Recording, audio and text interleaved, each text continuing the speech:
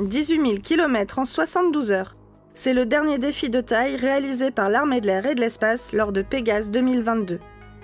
Pégase signifie projection d'un dispositif aérien d'envergure en Asie du Sud-Est.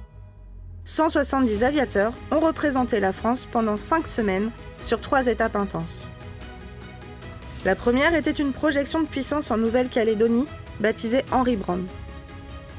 Puis les aviateurs ont rejoint l'Australie pour participer à un exercice international aux côtés de 17 nations et intensifier les relations franco-australiennes. 2 escales valorisées en Indonésie et à Singapour ont conclu cette aventure opérationnelle. Pour ce nouveau numéro, Air Actualité Le Mag vous plonge au cœur de la plus longue projection menée par l'armée de l'air et de l'espace. Les aviateurs démontrent une nouvelle fois leur capacité à se projeter en tout point du globe grâce à un trio dorénavant incontournable, le Rafale, l'A400M Atlas et le MRTT Phoenix. Une mission à travers laquelle la France confirme sa place en tant que puissance du Pacifique.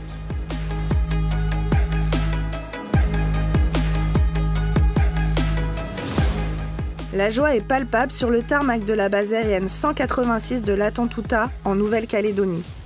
Après 10 fuseaux horaires traversés en moins de 4 jours, l'armée de l'air et de l'espace réalise une opération de projection sans précédent. À la tête des hommes et des femmes de cette mission hors norme, le général Stéphane Groen. Il nous explique ce premier épisode inédit mené dans des délais impartis.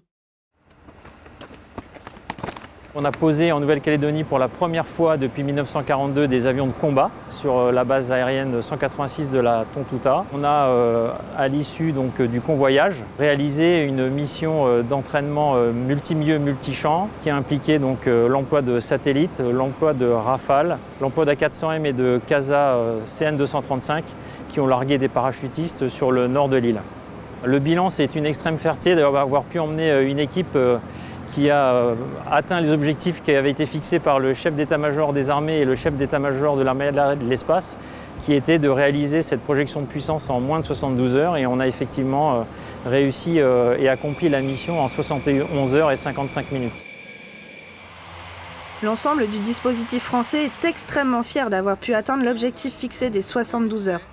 Car la mission s'annonçait déjà comme intense et éprouvante. Parmi eux, le capitaine Alexandre. Il fait partie des premiers pilotes de chasse à poser un Rafale en Nouvelle-Calédonie. Du coup, sur les vols très longs qui dépassent les 8 heures, en général, ce qui se passe, c'est qu'il y a des phases où on est un petit peu plus en hypovigilance. Donc du coup, on est un petit peu plus fatigué. Et en général, il va falloir se remobiliser ensuite sur des phases un petit peu plus denses, comme le ravitaillement en vol ou l'arrivée sur un terrain à l'étranger qu'on ne connaît pas. Et le fait de participer à une mission de cette ampleur-là, dans des endroits sur lesquels des avions de chasse ne sont jamais venus, c'est vraiment une chance unique de pouvoir avoir fait du Rafale au-dessus de la barrière de corail à Nouméa. C'était vraiment une chance exceptionnelle.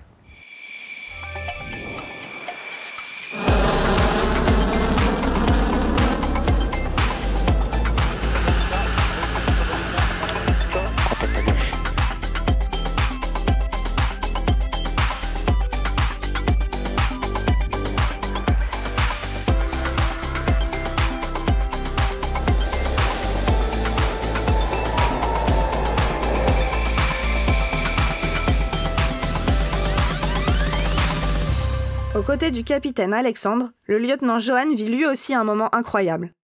Natif de l'île, il a quitté la Nouvelle-Calédonie pour réaliser son rêve. Accueilli au pied de l'avion par ses parents et sa famille, le lieutenant Johan est un exemple pour les jeunes de l'île. Une fierté locale pendant les 5 jours de déploiement. J'étais à Nouvelle-Calédonie à 18 ans pour initialement faire une formation de pilote de ligne. Et en arrivant en métropole, j'ai découvert l'aviation de chasse en voyant pour la première fois de ma vie des Rafales passer, des Rafales du Normandie-Niemen sont passés sur mon école à Agen. Et ça m'a vite plu, et en faisant des meetings, en rencontrant des gens, je me suis dit que ça allait être mon projet après l'école.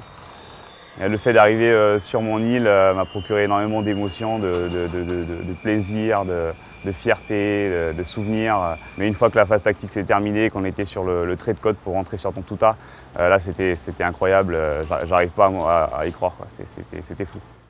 La jeunesse calédonienne, j'en ai vu beaucoup là, quand on a fait notre journée porte ouverte. J'ai pu en faire monter quelques-uns dans le cockpit, malheureusement pas tous, qu'on n'avait pas eu le temps. Moi, ce que j'ai envie de leur dire, c'est ne pas hésiter, quoi. Il faut oser, c'est tout. Il faut oser quitter l'île et il faut oser oser tenter l'armée de l'air. L'aventure calédonienne vient à peine de se terminer que les aviateurs doivent se redéployer. Cette fois-ci, direction le pays des kangourous, où se tient l'un des plus importants exercices internationaux de haute intensité, baptisé Pitch Black 2022. Après 5 heures de vol, les Rafales sont rejoints à l'approche des côtes australiennes par 2 F-18 de la Royal Australian Air Force. Cet accueil inoubliable illustre dès l'arrivée l'importance de l'interaction et de l'interopérabilité attendue au sein de cette nouvelle édition.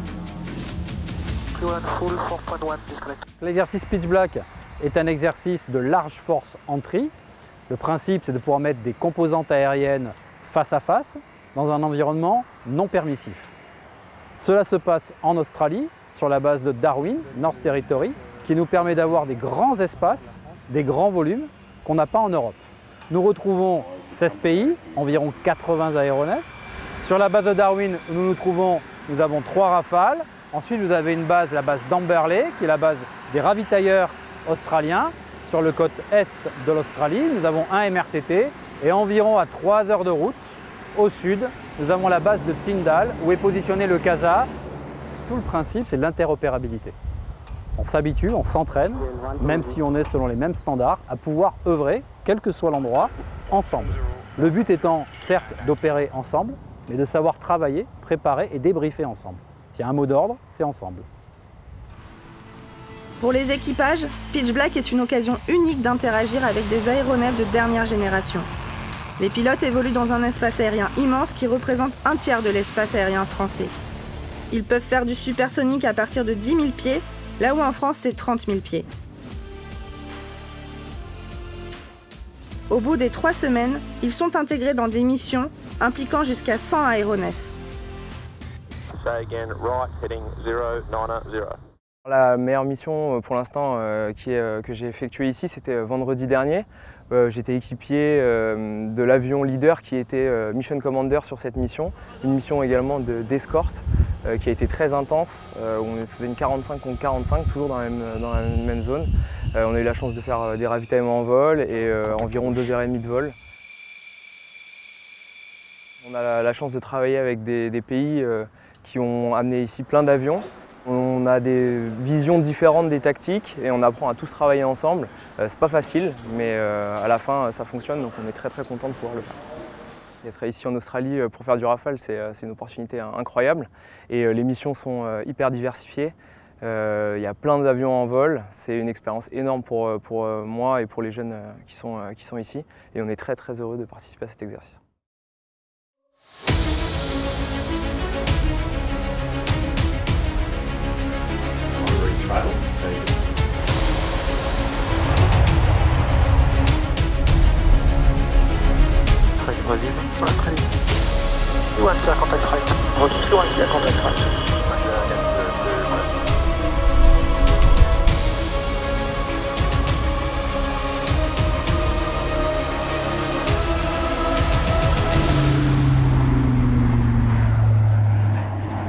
L'avantage de Pitch Black, c'est que ça permet à nos pilotes et puis à nos aviateurs de s'entraîner avec des armées de l'air avec lesquelles on n'a pas l'habitude de s'entraîner.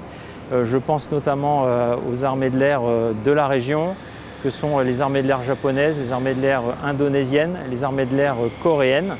C'était très compliqué, mais ils se sont tous très bien adaptés, ils ont fait ça avec intelligence et au bout de 3 semaines, ils étaient capables, dès qu'on leur donnait une mission à effectuer, de planifier, exécuter cette mission en toute sécurité avec une très grosse efficacité. Et les pilotes français se sont fait remarquer parce qu'ils volent sur un très bel avion, qui est le Rafale, qui est le seul avion capable de encore utiliser du suivi de terrain. Donc ils ont fait des pénétrations très basse altitude, très grande vitesse, ce que ne font pas les alliés qui étaient présents sur l'exercice. La prise de terrain se termine maintenant. Après 3 semaines d'entraînement de haute intensité, place maintenant aux actions de diplomatie aérienne au cours de 2 escales valorisées. La première en Indonésie, pays qui a dernièrement fait l'acquisition de Rafale et d'A400M. La seconde à Singapour, pays avec lequel la France a signé un accord mutuel de support logistique sur la base de Paya-Lebar. Ces 2 étapes sont une véritable occasion de rayonner et d'interagir avec les partenaires de la région. Officially declare open Mission Pégase 2022 of the French Air Force. Sur ces 2 escales, on a travaillé sur 4 lignes d'opération de manière simultanée. On a fait de la diplomatie de la puissance aérienne, où en fait ça m'a permis, avec notamment le major général de l'armée de l'air sur l'escale indonésienne, de rencontrer des autorités civiles, militaires, indonésiennes et singapouriennes.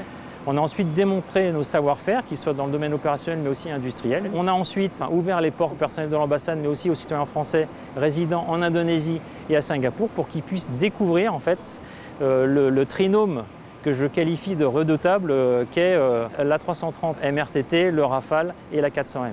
Et puis last but not least, on a évidemment, pour cette édition de Pégase 22, ça n'avait pas été le cas en 2018, pu voler. Avec les Indonésiens, on leur a fait partager nos expériences sur nos avions, mais avec les Singapouriens, on a réalisé des missions d'entraînement en commun.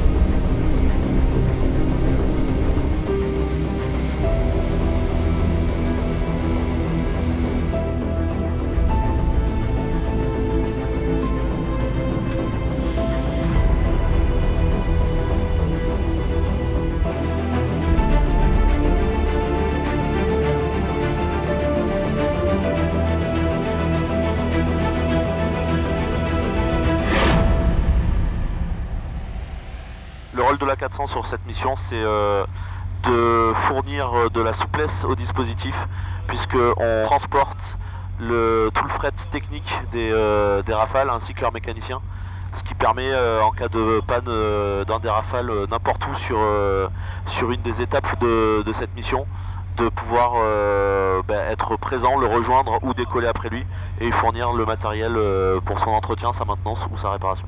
Personnellement, en tant que militaire, je prends ça comme une mission opérationnelle, donc on la prépare aussi sérieusement que n'importe quelle mission de guerre, avec une sacralisation des horaires de décollage et une sacralisation du métier de transporteur. Donc là, on essaie de faire en sorte d'être toujours au rendez-vous en fonction des besoins des chasseurs et voire même des MRTT.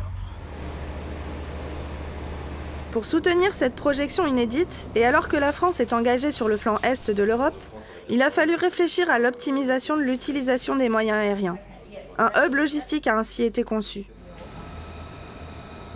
La particularité côté soutien de cette projection, c'est que le format de la mission est itinérant et multisite. Habituellement, on a plus tendance à se déployer sur un exercice avec une seule base, un seul site, avec un format de déploiement assez classique, échelon précurseur, échelon lourd. On fait l'exercice et ensuite le repli se fait de la même manière symétriquement par rapport à l'aller. Ici, on est sur plusieurs étapes, donc, 3 phases de mission, H-Brown, Pitch Black, puis les escales valorisées, qui impliquent que la gestion est totalement différente. C'est dans le sens où il faut qu'on ait des têtes de pont sur chaque étape, notamment les fameux harpons, donc ces petites équipes composées de 4 personnes qui montent l'étape de A à Z et qui nous accueillent quand la caravane passe sur l'étape.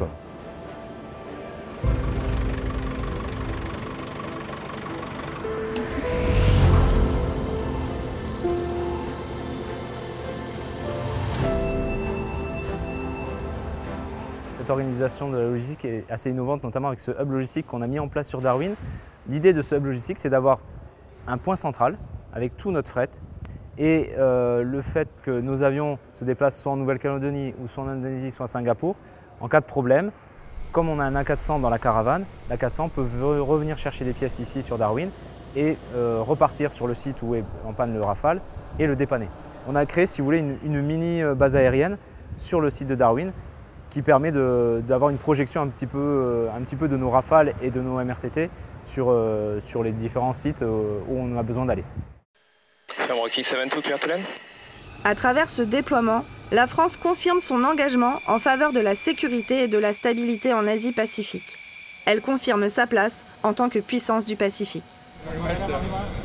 Pégase, en fait, c'est une illustration concrète de la mise en œuvre de la stratégie Indo-Pacifique que la France a diffusée en 2019 et aussi une illustration concrète de la boussole stratégique avec son volet Indo-Pacifique. La France est une nation souveraine et qu'elle est capable de défendre ses intérêts, protéger ses citoyens partout dans le monde. La France, en tant que puissance militaire, est un allié, un partenaire crédible, fiable et très réactif. La France, nation du Pacifique, il faut savoir que la France dispose de 2 millions de Français qui vivent dans le Pacifique, notamment dans notre territoire d'outre-mer, mais aussi dans tous les pays de la zone Indo-Pacifique. Elle dispose également d'une zone économique exclusive d'une superficie de 9 millions de kilomètres carrés. La France, en tant que nation du Pacifique, puissance d'équilibre, est investie dans la stabilité et la sécurité de la région. Et enfin, un dernier volet très important, c'est que la France est attachée à la liberté de circulation et à la liberté d'action partout où le droit international l'y autorise. Donc voilà, 4 messages clés qui ont été, vu de ma place, bien mis en œuvre par la mission Pégase. Que les aviateurs, où qu'ils soient, savent mettre en œuvre leurs valeurs fondamentales, que sont respect, intégrité, service et excellence, et ils l'ont démontré une fois encore. Et là, je suis vraiment très fier de ce que nous avons réalisé ces 6 dernières semaines.